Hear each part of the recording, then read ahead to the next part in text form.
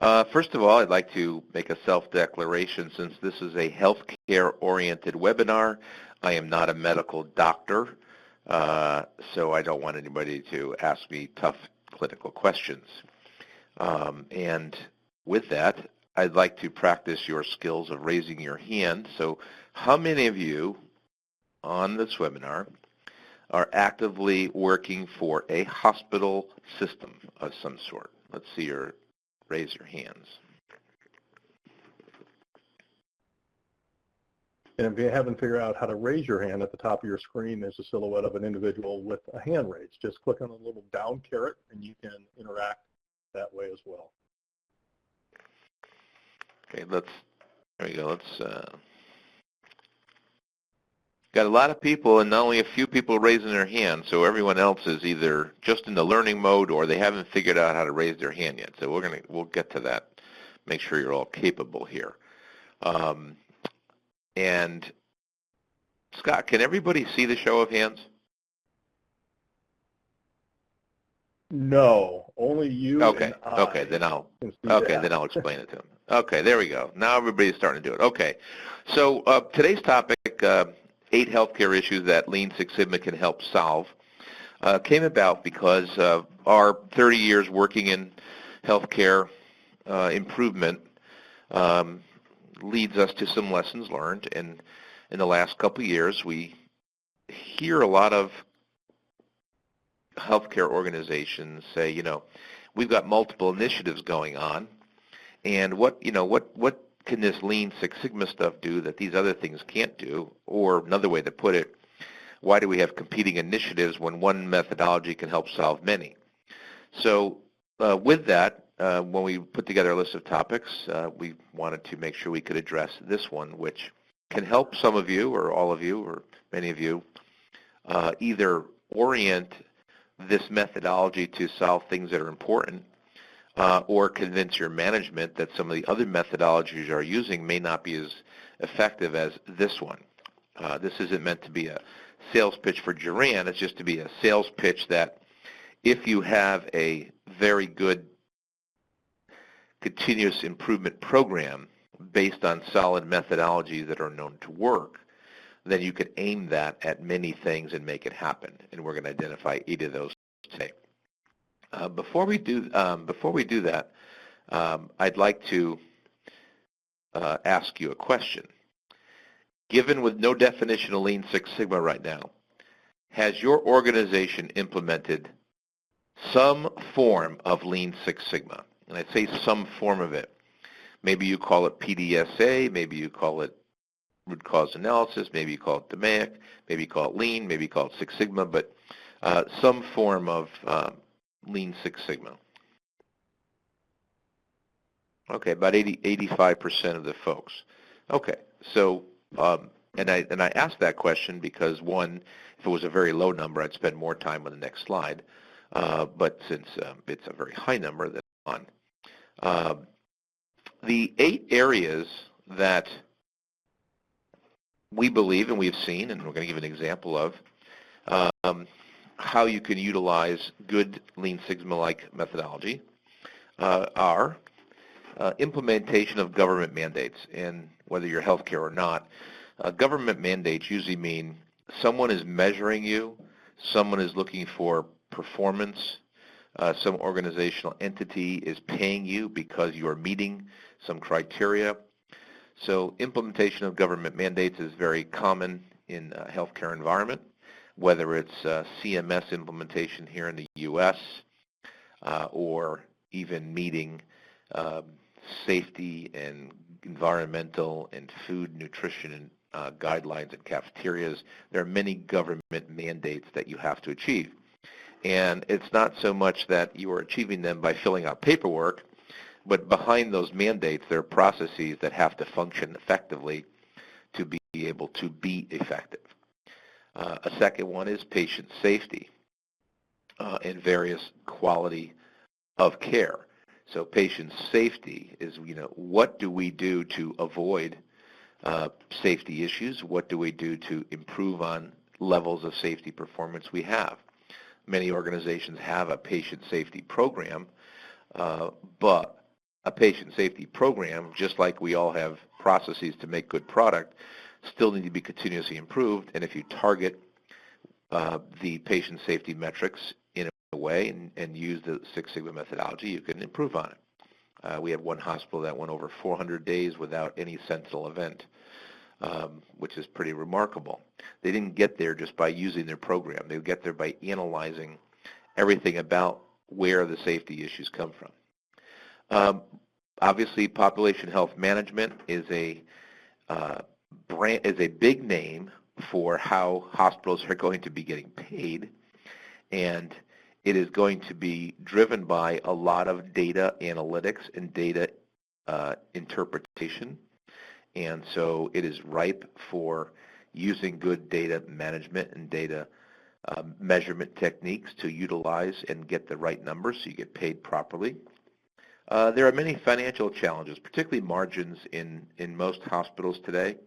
You're getting less money from mandates, you're getting less money from your payer, whether it be the insurance company or Medicare and Medicaid in the U.S. or government agencies like National Health Service in England. You're getting less for the same level of work. At the same time, your cost of care is going up, and so margins are going down, and if not positive, very negative at times. So can you aim the Lean Six Sigma methodology at that? The answer is absolutely yes. Matter of fact, an example might be our margins are low because our readmissions are high, and that affects us by losing money on the cost of the care and also losing money on the reimbursement we're getting and possibly a penalty. So if I can reduce my readmissions, then I can improve that financial aspect. So that's what we mean by the financial challenges. Physician-hospital relations, a hospital, I always say a hospital or a healthcare system is like an airport.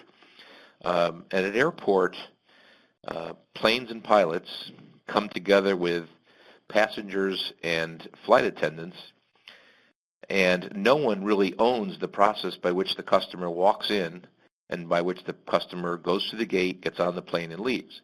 Each of you own a part of that. And so any one part can cause the weakness to occur. Well, it's the same thing as a hospital. Caretakers, as nurses and lab folks, come together with physicians into a facility that is cared for by administrative people, and any one of those groups can make or break the care or the financial stability or the ability to meet government mandates or whatever. So the improvement of those relationships are very important. Lean Six Sigma doesn't set out to apply a DMAIC to a person-to-person issue, but what it does, it identifies the issues that physicians have that need to be resolved or the issues that the relationships have that need to be resolved, and you tackle them the same way. Obviously, patient satisfaction is a key to most hospitals' performance. But beyond understanding patient satisfaction from the point of view of getting a score up, to truly understanding patient satisfaction and how it affects clinical outcomes and the ability to follow instructions so that those outcomes don't incur further damage, such as a readmission or resurgery, et cetera. Improvement of the culture. Culture is just like a process that it contains a lot of good things and bad things, and you can aim the Lean Six Sigma methods at the bad things. And lastly, if you're doing electronic medical records implementation, or if you're implementing any kind of IT system, I'm sure you might know that the IT system is a tool that is tied onto all our processes, and if the processes aren't right, then the tool doesn't benefit from that. So in these 8 areas, we are going to briefly discuss how, and with an example, of how you might apply this. I'd like to take the second poll. I'd like to take the second poll now. Of those 8 areas, can you pick the one area that you, as an individual hospital organization, are most concerned about? And let's kind of see the variety that we have here.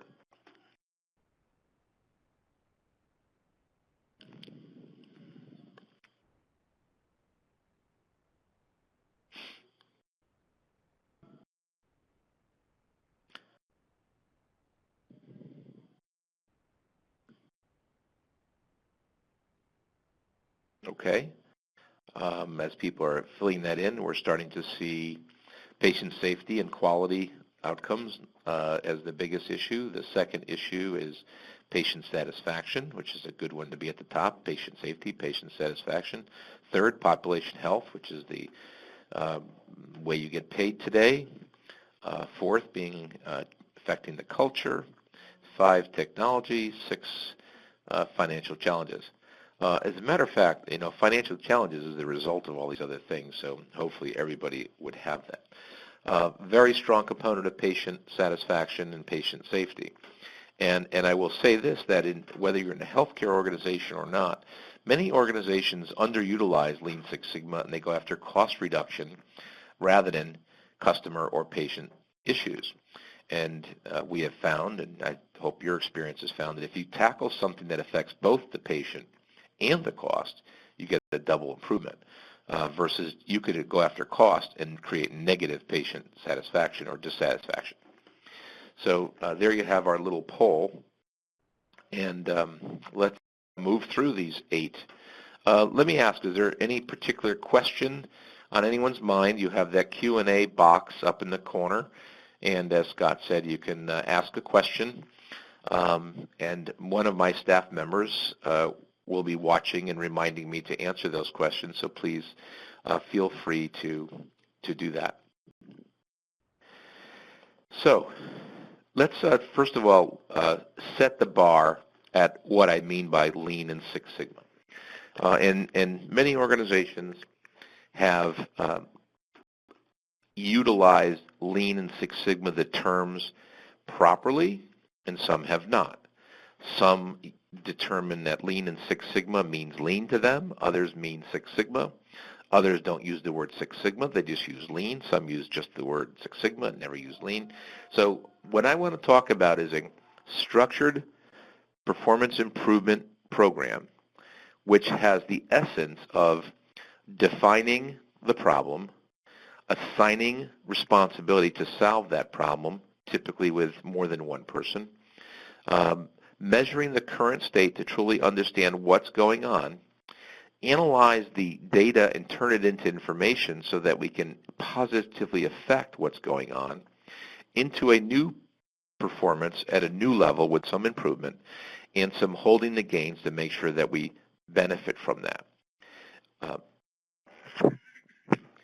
If you're utilizing that structure or you want to utilize that structure, typically what you're going to do is not have managers scream up and down saying we've got to solve patient satisfaction, but clearly identifying what are the elements of patient satisfaction that are negative.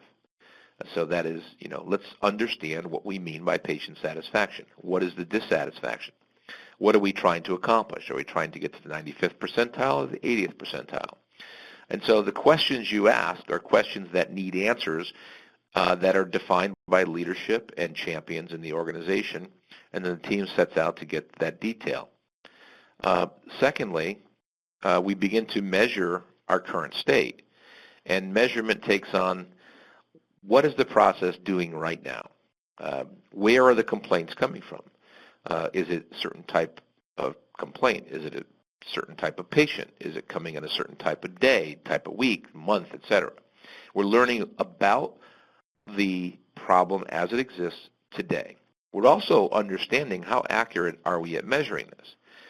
The reason measure happens first is that if you go from define to analyze, you're just assuming you know what the current state is. So reminding yourself what is that going on, what is happening in the process today, followed by really analyzing the data, turning it into information. That is the data on how the problem may be showing its ugly head, how the process performs over time, under pressure, under scale up.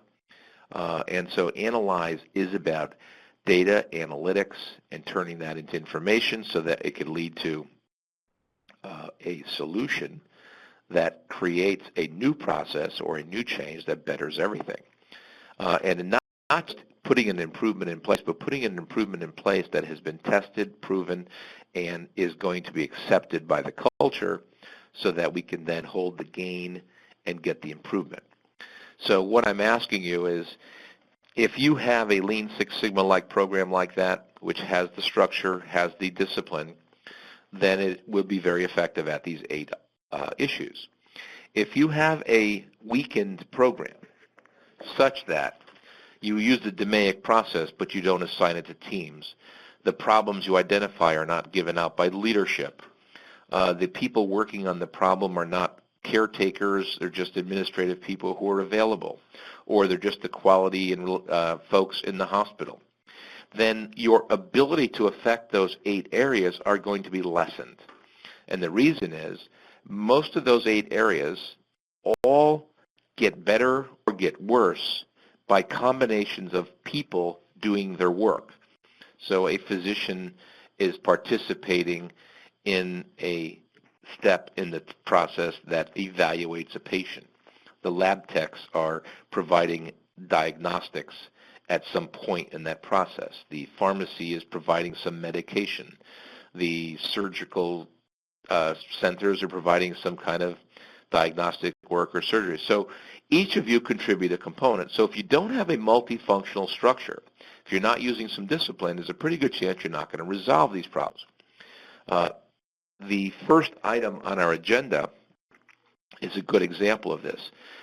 Many organizations in the United States, and I'm sorry I don't know everything about every hospital system in the world, but the Centers for Medicare and Medicaid drive a lot of the performance in hospitals.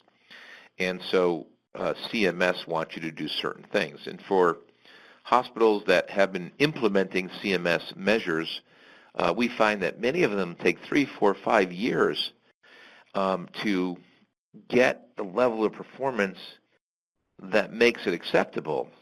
And they do it by immediately going to what can we do to make this process meet these targets versus what's causing us not to meet these targets.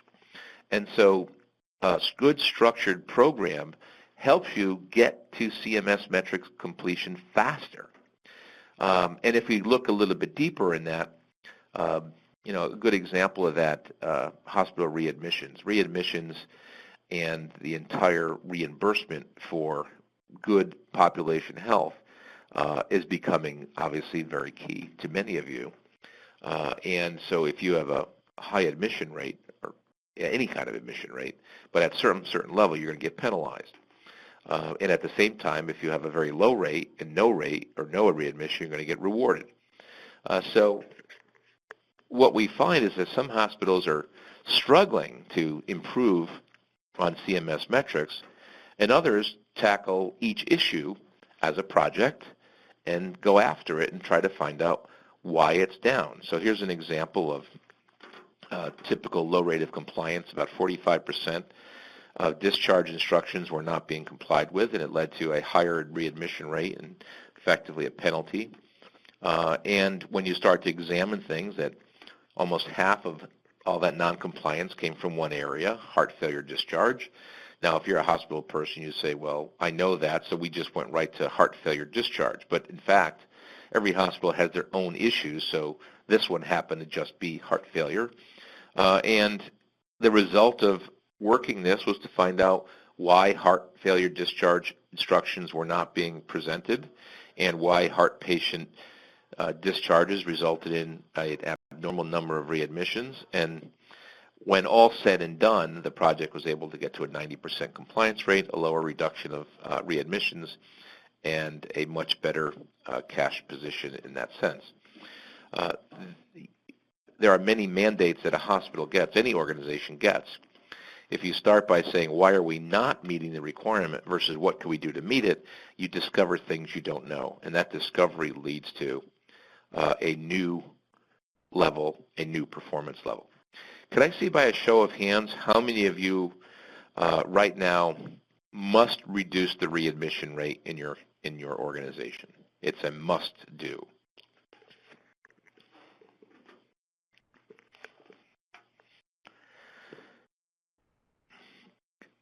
Good number of folks, and we want to reduce the readmission rate from a patient point of view, but it's also a very big financial burden point of view if it's not done.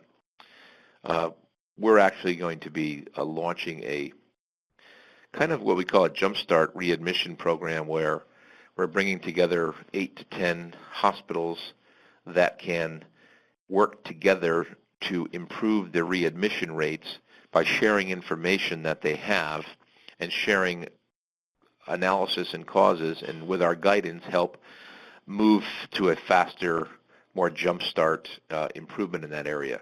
And we selected readmissions because we find it's the number one driver of financial concern, and also it's the number one driver of patient dissatisfaction. So we selected that. Number two,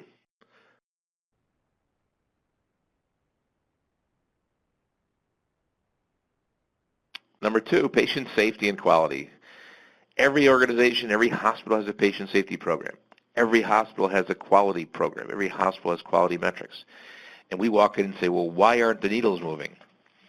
And a lot of times, same thing goes for number one. They have solutions, but they don't know the causes of what's happening. DMAIC is about finding what's actually happening and learning from it and making a change. We have seen so many hospitals tackle patient safety and particularly on things like falls or cleanliness because there's so many areas where it could go negative that we assume we know where the really important areas are, and we don't really tackle them. I used to be a high school woodshop teacher, and in the woodshop we had many pieces of equipment that could cause harm. And so we had a lot of rules and a lot of discipline established around the shops, and whether it was a metal shop, a wood shop, or a power mechanic shop. And what was interesting, where do you think all the accidents occurred in a hospital? In the school system. They did not occur in a place where these instruments are that could cut your arm off. They occurred in math class, science class, and English class, where people simply would walk by, cut their foot on a desk, and fall and get hurt. So same thing with patient safety, patient falls, is that we tend not to think about where the places are that people are going to fall until we really examine it. So in this case here, a non-for-profit hospital was looking at a high rate of patient falls. They used their Six Sigma program and identified that it was not only obviously a patient dissatisfier, it ended up in additional length of stay and then therefore more costs. And they were able to get about a 25% improvement in decline rate on their first pass. They also saved a significant amount of money because they were losing money due to having to correct the situation and get reimbursed. The good thing about a problem like patient safety is that it's a never-ending process. However, you have to look at it as piece by piece. So we got the rate from 5.7 to 4.4. Let's now work on 4.4 to 3.5, et cetera, moving down. Show of hands, how many of you have a rate, patient safety rate, that you would consider to be worst in class? I'm just kidding. That would be best in class, meaning that your fall rates are 1 or 2% or better. Can I see a show of hands? Good, there's one of you, so you should tell us how you do it. Can you give us a number up there in the upper left-hand corner?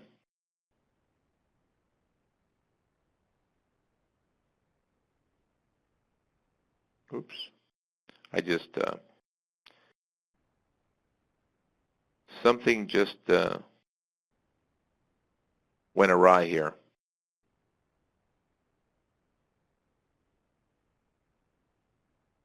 So I'm going to give you all an opportunity to ask a question as it relates to patient safety. Is patient safety, if the patient safety is a big issue in your organization, tell me a little bit about it that I could share with the group. And more importantly, what have you actually done to try and fix the problem? And I'd love to be able to share some of that with each of you as best we can here. Also, we find so many organizations are tackling patient safety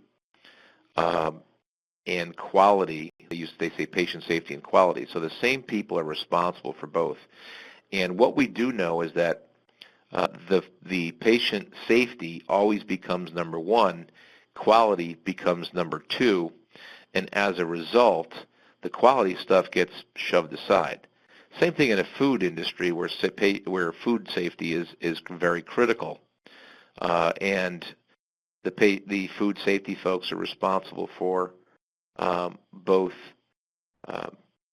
safety and quality. The taste of the food may get neglected, but the safety of the food doesn't. So you have to think of these as two separate items here. I am having one bit of technical difficulty here. My screen disappeared, and I'm trying to get it back.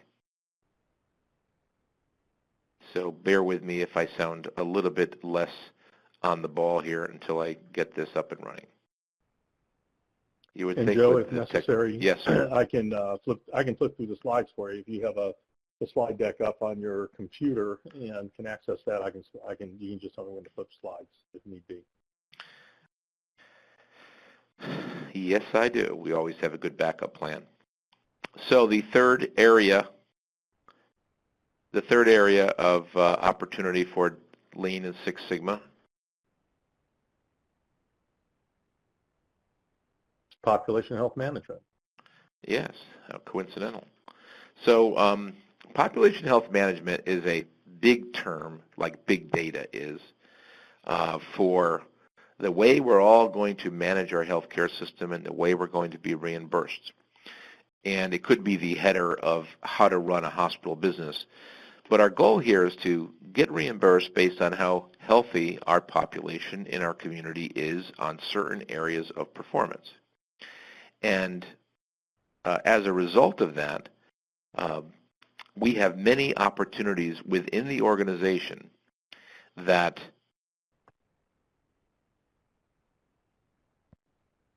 can be improved, but it's like boiling the ocean. So population health, we have to identify using data, using good definition of the problem, good use measurement, good analysis, basically how to handle population health by identifying the contributors to negative health or the contributors to good health. So we're looking at good data analysis based on good data collection. And clearly, project-by-project approach using DMAIC is very good at that because it begins with define the problem, measure the current state, and then what does it tell you about that? So a lot of what we're going to be measuring in population health is going to be getting new data, which is just like solving a problem. And then also, holding the gains is going to be very important. How do we track the gains? How do we know that the gains that we're getting are attributed to our system or our care? Or also, how come we're being penalized when our hospital is providing better care, but something in the community is causing negative care? So the population health is really an umbrella for many process issues in the hospital that have to be tackled in a similar way that CMS on a smaller scale was.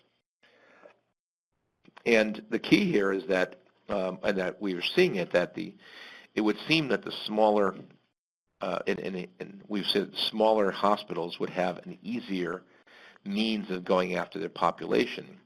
But unfortunately, smaller means larger geographic, where large hospitals have smaller geography. So there's a trade-off. But nonetheless, you're all going to be dealing with the same thing. How do we know what's our new metrics going to look like? How do we know we're driving? And any kind of good data-driven system. Now, some of you might be using PDSA or root cause analysis, and it's okay to use those. Key is, are you collecting the data? Are you analyzing the data? And are you finding root causes? And we have found that if you're not in a structured discipline program, that is not working for you. And therefore, if it's not working for you, you're not going to get at the solution, and you're just going to keep spinning your wheels. Okay, Scott, number 4. All right. Here we go. We have we're on a roll financial here. challenges. course, our hospitals don't have any financial challenges at all. As you know, hospitals are just flowing with money. And so, just kidding. Many of you are faced with less money to do more things with, less money to be improving performance with. And that's unfortunate, but that's just the way it is. And one reason for that is we have not been tackling a number of areas for a long time. So initially, it's overwhelming that you have to do something that is so dramatic, it seems like you can't get there. But even some of the lower performing hospitals that have very negative margins can begin chipping at the bit. At the same time, if you're a organization that has very healthy margins, you're probably seeing a rapid decline in those margins because of some of these new mandates and bylaws that obviously that you're all going to be affected by in the coming or present and coming years. So can I do another quick show of hands, Scott, and see how many of you have some financial concerns in the hospital that might benefit from DMAIC like Lean Six Sigma, and would you care to share any of those with us? We have about 4 hands going up right now, Joe. Okay, and anybody want to share anything about that with us? Welcome to do that. Half a dozen people raise their hands, but we have one person who is typing away right now. Okay. Let me give you some examples before I talk specifically to the case. In a organization that is making widgets or providing services, they're driven by revenue and margin and cost. Hospitals have one problem. They have to take care of the patient, and so they will go to extreme lengths to get the right care. That means jumping through hoops. That means doing things that they probably shouldn't be doing, and they wouldn't be doing if they were doing it in more of a organized way. But instead, you have to keep that patient healthy, happy, and alive. And so you do have differences than a for-profit widget manufacturer. But what the widget manufacturer does is they provide money every year set aside for continuous improvement, because we know that if we don't, we're going to end up in a situation where we're losing money. And so they proactively identify financial targets that have to be met and make sure they meet them at all costs. And that's a relatively new concept in many hospitals because we're always worried about the care. So we end up with things like high accounts receivables, bad cash flow. We're hiring more people than we need to hire because we can't collect money or we can't meet government regulations, and so we spend more. This is what we mean by financial concerns. And when we do an audit, or what we call a health check of a hospital, we are clearly seeing that the hospital has to take a look at what is driving what do they need right now? Is it cash flow? Yes. What's preventing our cash flow? Well, one way is our patients aren't paying. Another one is our patients aren't keeping their appointments. Another one is our patients can't get appointments. So you kind of dwindle this thing down till you find out, where are the areas that we can affect right now. We know that receivables coming in from payers are high because we didn't provide the right information. So we get a lot of denials. Denials lead to money not coming in. So a good project is to go after denials. And the assumption is we already know what causes denials. Well, the reality is if we knew what causes denials, why do we have denials? And the belief is that somebody in the organization is causing denials, but it's not. It's accumulation of all these different pieces of information that have to be ready, that have to be right, to submit the right documentation with the right coding to get reimbursed. So financial metrics that are important to the business are a very good source to be used as a problem definition. However, if you remember my earlier comment, Lean Six Sigma should be aimed at cost reduction. And I'm not talking about aiming it at cost reduction. I'm saying aim at the metric that is important and why we're not meeting that metric. So if we're not collecting money fast enough, is it because of denials? And if it's denials, let's go fix denials. And if it's something else. So you can use DMAIC on financial issues. But if you said, we need to reduce cost, and you didn't look at the causes of some of these, there's a pretty good chance that you're going to go down a path that you are going to get cost reduction but patient dissatisfaction. In this particular, and obviously you can see from American College of Healthcare Executives that financial challenges is number one, and it's probably not going to go away. And I will tell you this, hospitals are getting much better at it than they were 10 years ago. You could see it by how many hospitals are, when you get into these hospitals and look at them, they're clearly doing much better. Here's an example of lean in pharmacy. You might think of the pharmacy as a very simple place that can deliver on a prescription or deliver on something really quickly to a hospital, but in fact the opposite happens. The order comes in, it's not written well, it's confusing. By the time they sort out what to make, there's a lot of movement, there's a lot of inventory issues.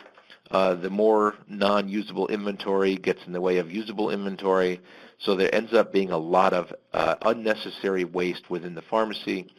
This example here is just a couple pictures that say that by improving the layout of the pharmacy, which is really a production area, can lead to faster, more accurate filling of prescriptions, per se, and therefore less labor to deliver those products and services within the hospital.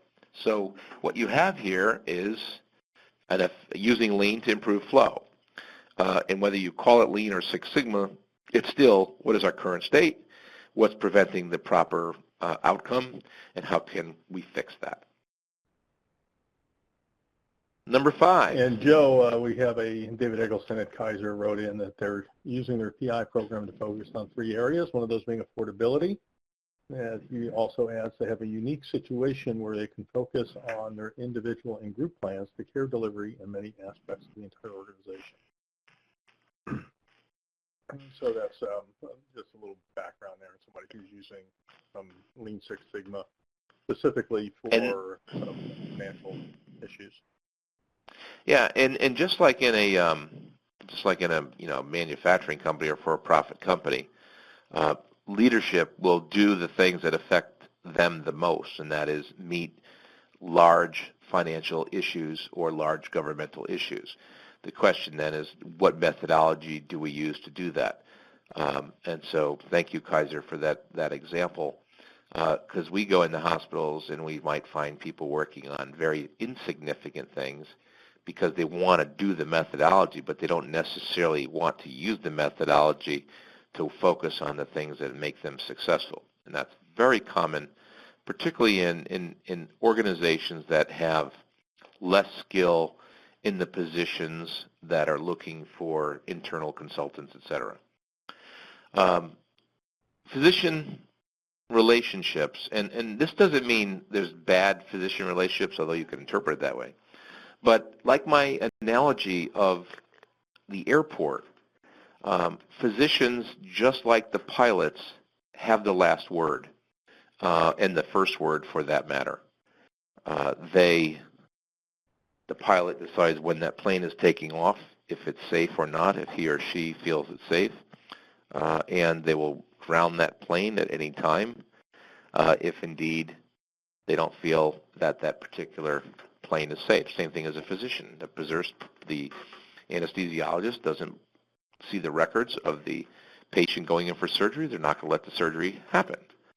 And so what you end up with is negative physician-hospital staff relations because the physician's always slowing things down.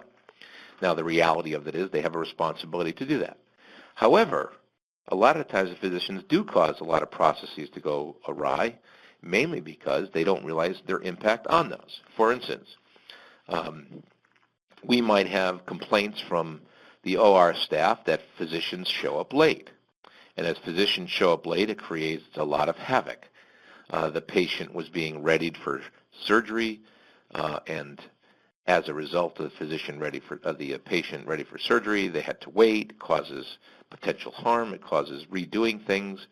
And meanwhile, the physician's saying, well, the reason I'm late is the patients always arrive late, so why don't I arrive late? Well, both of those in itself are cultural issues, but they also lead to major financial issues. Less utilization of the OR. And less utilization of the OR means we're going to get less revenue in that OR. So tackling the relations comes by tackling the problem. Late starts in OR, and we sort that out. So that complaint from people that physicians are late manifests itself in the relationships.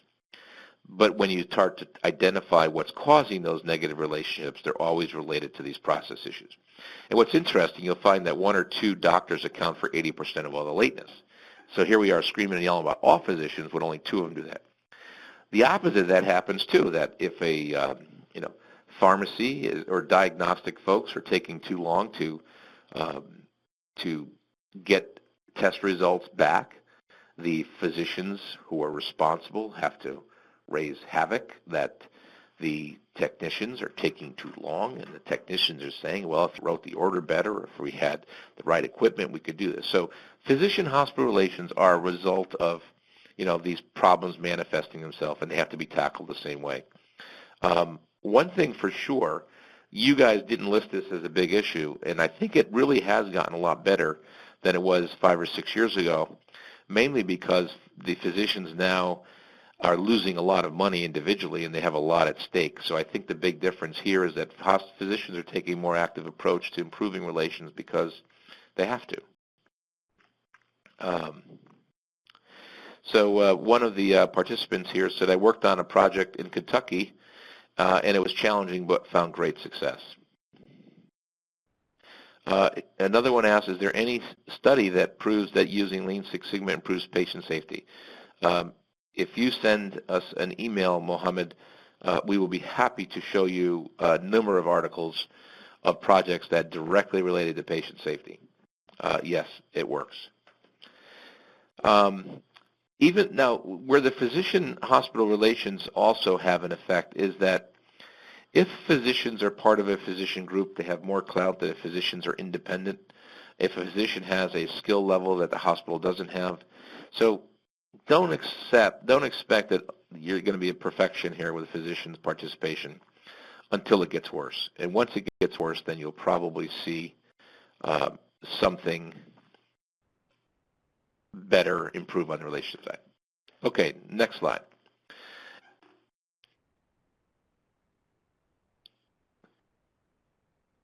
Okay, and Scott, I can see the slides again if you give me the host again. I came in as a person. Oh, okay. So, wasteful processes that reduce staff productivity. We're using the word staff here to be clinical, but not necessarily the physician. So anybody other than a physician. And I'm sure many of you have heard of this, the process waste, cost of poor quality, things that exist that really slow you down, make you unproductive. So overproduction is an area of waste that is bad. That is over-testing, doing too many tests for the sake of doing the test because it was a requirement. And so every patient that comes into the ED goes through a same battery of blood work, when in fact they don't all have blood issues, so therefore why do we have to do that? Moving things around, whether it's moving carts, moving diagnostic equipment, moving trays, moving patients. The more we move, the more problems we encounter. Think about a gift wrap box of beautiful china. If I wrap it and move it once, it's got one chance of failure. If I move it 40 times, I've got 40 times the chance of failure, meaning I could drop it, I could break it, I could make the wrap bad. So any kind of movement of material, any kind of movement of equipment is going to create havoc. Inappropriate processing means, and this from a customer perspective or a patient perspective, over asking the same questions. So one patient is sitting in a room, and one nurse comes in, asks a set of questions. 2 minutes later, someone else comes in, asks a similar question. A few minutes later, another person comes in, and you're like, do these people talk to each other? And so that inappropriate processing. And then, of course, too many inventory of patients, people waiting too long for things. Their effect on the patients, but they're a big effect on the staff because you have to get a workaround and you have to listen to the customer. Now, why do these things occur is not simple. Why do we wait so long in the exam room? You could easily say because the physician is not available. The question is, why isn't the physician available? The physician's not available because the physician had a late start in the day or the physician had an emergency. And we tend to remember things that just happened. And if you don't look at the data, you may not ever get it right. So wasteful processes that reduce staff productivity are all over the place, and they are clearly a target of ours.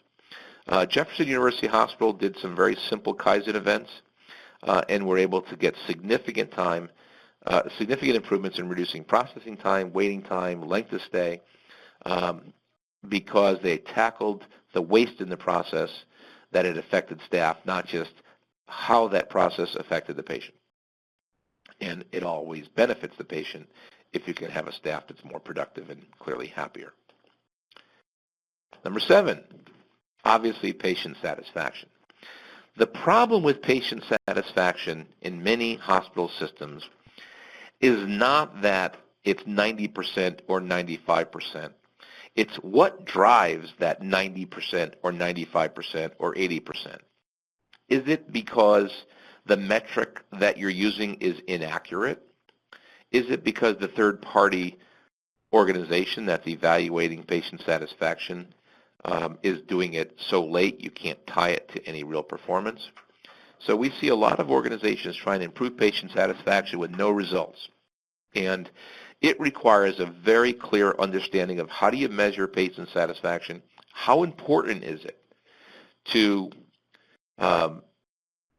your system. For instance, there are a number of studies I'm reading lately that patient satisfaction, although it sounds like a given, if given a patient a choice to surviving and coming out of a illness 100% healthy, will make that patient satisfied. If that person who comes out healthy had lousy food or had lousy service in the hospital, they're still pretty satisfied their healthcare condition is improved. So what we like to get you to think about is patient satisfaction with the cure, patient satisfaction with their illness, and then separately patient satisfaction with your stay. And so we tend to lump those together, and so we try to focus on things that may not exactly fix the problem. So when you look at patient satisfaction, it's once again a big header. You need to break it down into smaller parts, and we'd like you to break that down knowing that the patient will be the most satisfied if they survive an illness and are happy to leave the hospital than if something else happens and they get readmitted, etc.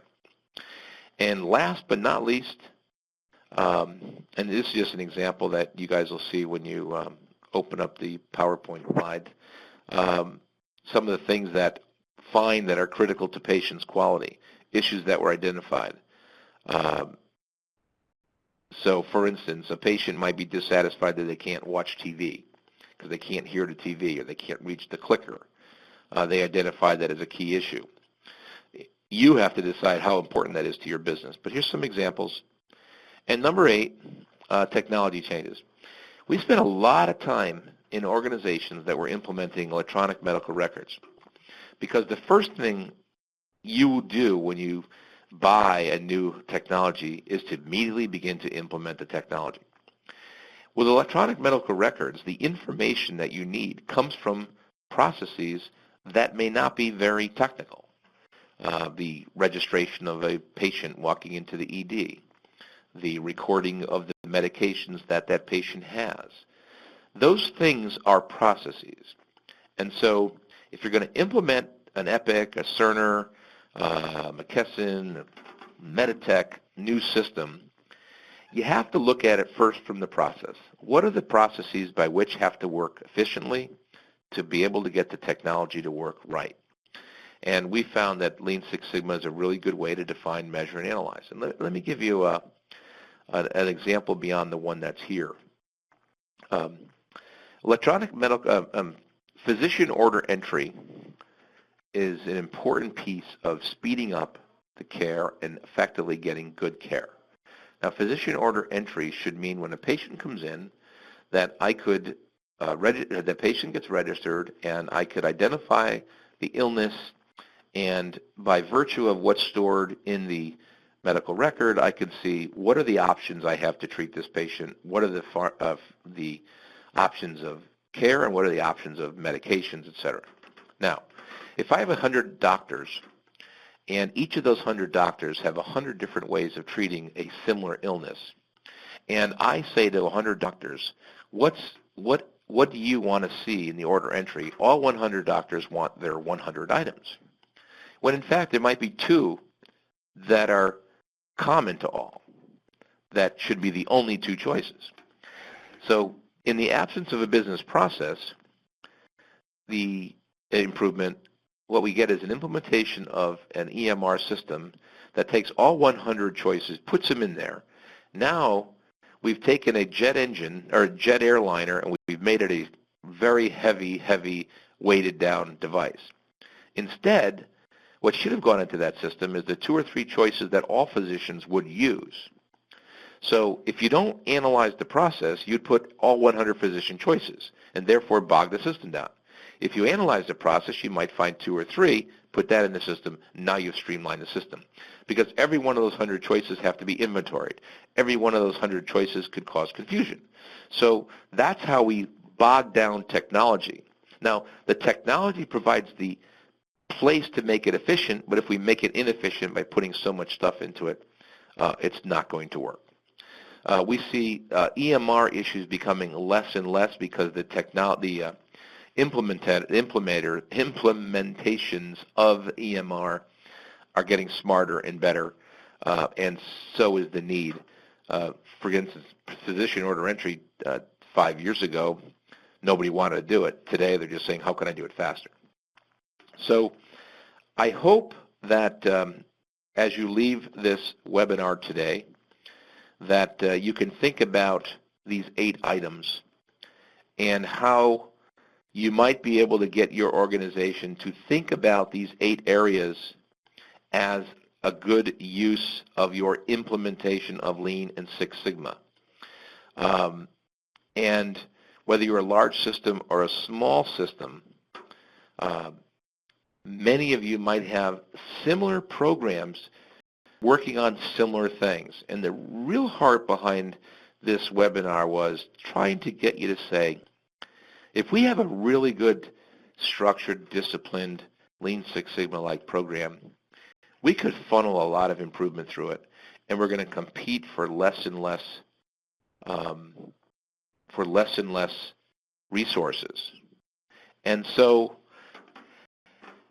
go back to your organization, make sure that you're using Lean Six Sigma to its largest opportunity, and this will create some benefit to you. More than likely, you're not the physicians and the CEOs of the hospital here on this webinar, but you can go back and say, listen, we've got the right methodology. We've got the right people working on this methodology. We're just not utilizing it in all the places we could be using it. And for those of you who would like to learn more, this webinar, as Scott said, will be available. I'm sorry for the little delay in the middle there, a little technology glitch. But we're also working with Industry Week to put out a 4-part webinar series where we're calling the Certified Performance Excellence Masters. And it's really kind of champion on steroids. And these are the 4 topics that it's covering. It will be a mix of service, healthcare, and manufacturing. But for this level of folks, if you're a master black belt, or if you're a black belt or green belt, and or you're running a quality organization, this might be of interest to you.